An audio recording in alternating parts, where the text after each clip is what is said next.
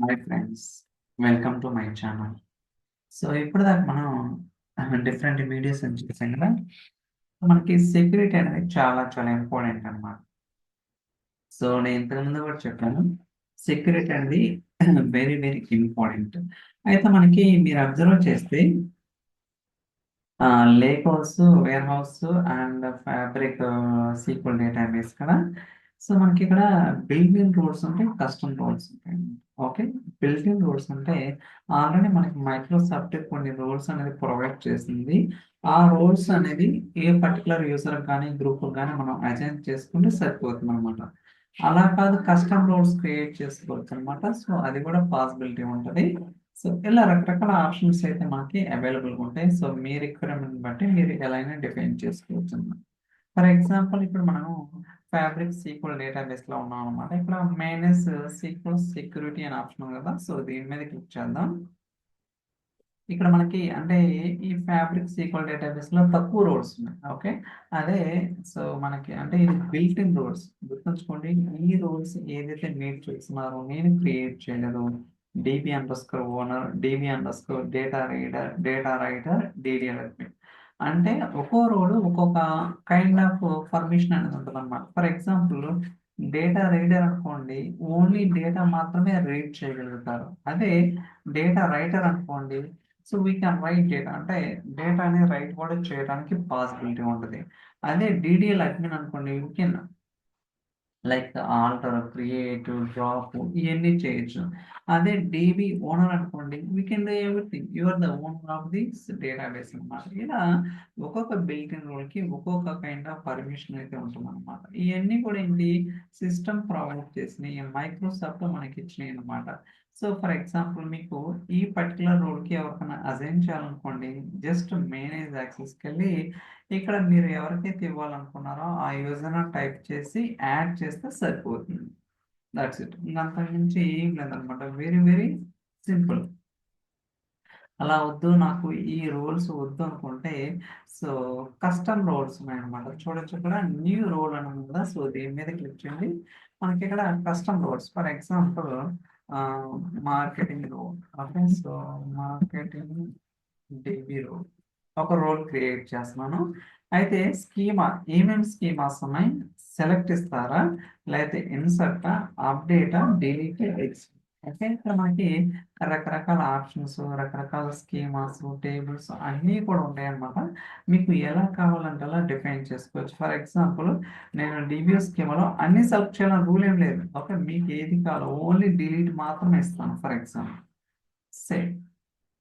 Okay, ఇప్పుడు నేనేం చేశాను, ఒక కస్టమ్ రోల్ అనేది క్రియేట్ చేశాను. చూడొచ్చు మీరు ఇక్కడ రోల్ టైప్ వచ్చేసరికి బిల్ట్ ఇన్ అని ఉంది, అండ్ కస్టమ్ రోల్ ఉందన్నమాట. ఈ కస్టమ్ రోల్ ని మీరు ఏదైతే క్రియేట్ చేశారో ఎవరెవరికి ఇవ్వాలనుకున్నారో అక్కడ మేనేజ్ యాక్సెస్ అని ఉంది కదా. సో దీని మీద ఫర్ ఎగ్జాంపుల్ వేరే గ్రూప్ కి ఇవ్వాలి, ఆ గ్రూప్ టైప్ చేస్తే మీకు ఇక్కడ యాడ్ అని క్లిక్ చేస్తే ఇమ్మీడియట్ గా ఆ కస్టమర్ రోల్ అనేది ఆ పర్టికులర్ గ్రూప్ లో ఎవరైతే యూజర్స్ ఉంటారో వాళ్ళందరికీ యాక్సెస్ వస్తుంది అన్నమాట.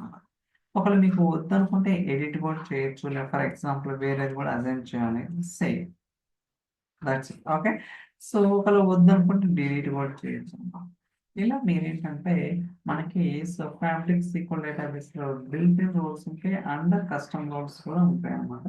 మీ రిక్వైర్మెంట్ బట్టి సో మీరు ఏదైనా డిఫైన్ చేసుకోవడానికి పాసిబిలిటీ ఉంది. ఇదేంటి, ఫ్యాబ్రిక్ ఎస్క్యూఎల్ డేటాబేస్ అన్నమాట. అలా కాకుండా మనకి ఫర్ ఎగ్జాంపుల్ సో నేను వేర్ హౌస్ తీసుకుంటాను. Okay, fabric data warehouse ఉంది కదా. సో ఇక్కడ కూడా మనకి సో సెక్యూరిటీ ఉంది కదా. సో ఇక్కడ కూడా మనకి రెండు రకాల రోల్స్ ఉంటాయి. డిబి రోల్స్ అంటే బిల్ట్ ఇన్ రోల్స్ అన్నమాట. ఇక్కడ ఎక్కువ ఉంటాయి. సో మీరు అబ్జర్వ్ చేస్తే ఇది డేటాబేస్ కదా.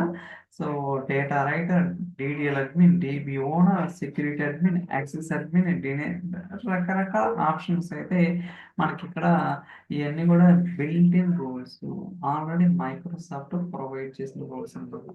ఇవి కాకుండా కస్టమ్ రోల్స్ అని ఉంటుంది అనమాట. బై డిఫాల్ట్ పబ్లిక్ ఉంటుంది.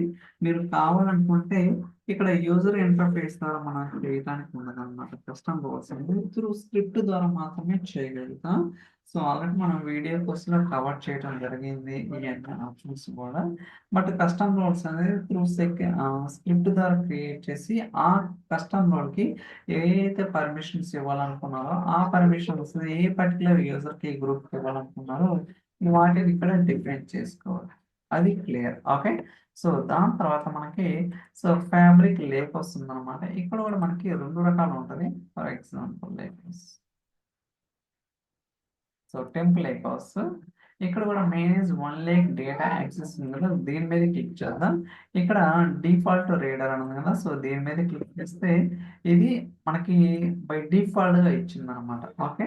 సో ఒకవేళ వద్దు అనుకుంటే కొత్తగా రోల్ అనేది క్రియేట్ చేసుకోవచ్చు. రోల్ నేమ్ వచ్చేసరికి సేల్స్ డేటా రోల్.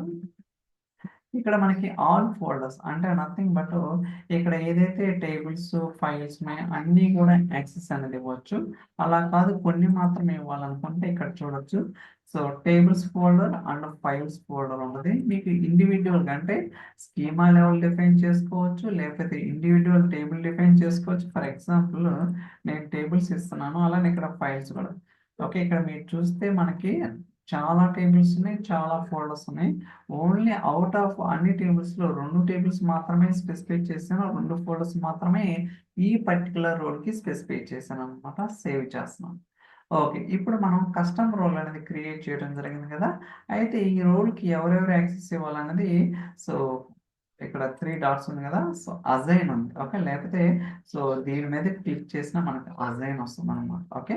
మనం రోల్ ఒక్కటి క్రియేట్ చేస్తే సరిపోదు కదా! ఆ రోల్‌ని ఎలాంటి పర్మిషన్స్ ఎవరెవరికి ఇవ్వాలి అనేది కూడా మనం స్పెసిఫై చేయాలనమాట. అప్పుడే మనకి ఆ రోల్‌లో ఏదైతే పర్మిషన్ ఇచ్చామో ఆ కస్టమ్ రోల్‌కి, ఆ పర్టిక్యులర్ యూజర్స్‌కి మీరు డేటా అనేది ఇచ్చిన పర్మిషన్స్ ద్వారా మాత్రమే యాక్సెస్ చేయగలుగుతారు. For example select permissions read, right, reshare, execute, reader ఇలా మనకి డిఫరెంట్ లెవెల్స్ ఆఫ్ పర్మిషన్స్ అయితే ఉంటాయన్నమాట. రీడ్ అంటే ఓన్లీ రీడ్ చేయటం, రైట్ అంటే బ్యాక్ టు లేకోస్‌కి రైట్ చేయడం కావచ్చు. రీషేర్ అంటే ఆ యూజర్ అనేది వేరే వాళ్ళకి షేర్ కూడా చేయొచ్చు. ఎగ్జిక్యూట్ అంటే ఎగ్జిక్యూట్ చేయడం కావచ్చు. ఇలా డిఫరెంట్ కైండ్ ఆఫ్ పర్మిషన్స్ అయితే ఉంటాయన్నమాట. ఇయన్నీ కూడా మీరు ప్రాక్టికల్‌గా అర్థం చేసుకుంటేనే మనకి ఒక క్లారిటీ అనేది రావటానికి అవకాశం అయితే ఉంటుందన్నమాట. ఇయన్నీ కూడా మనం డీటెయిల్‌గా చెప్పడం జరిగింది మన వీడియో కోర్స్‌లో. ట్రై చేయండి. దట్ ఏమైనా క్వెషన్స్ ఉంటే ఖచ్చితంగా మీరు నా వాట్సాప్ నంబర్ కానీ లేకపోతే నాకు కాల్ చేసి లేకపోతే మన గ్రూప్‌లో కూడా అడగొచ్చనమాట. దట్ మీకు ఒక కంప్లీట్ అండర్‌స్టాండింగ్ రావడానికి అవకాశం అయితే ఉంటుందన్నమాట. ఐ థింక్ ఈ వీడియో మీకు నచ్చిందని అనుకుంటున్నాను. Thank you so much for watching. Will catch you next video. By by.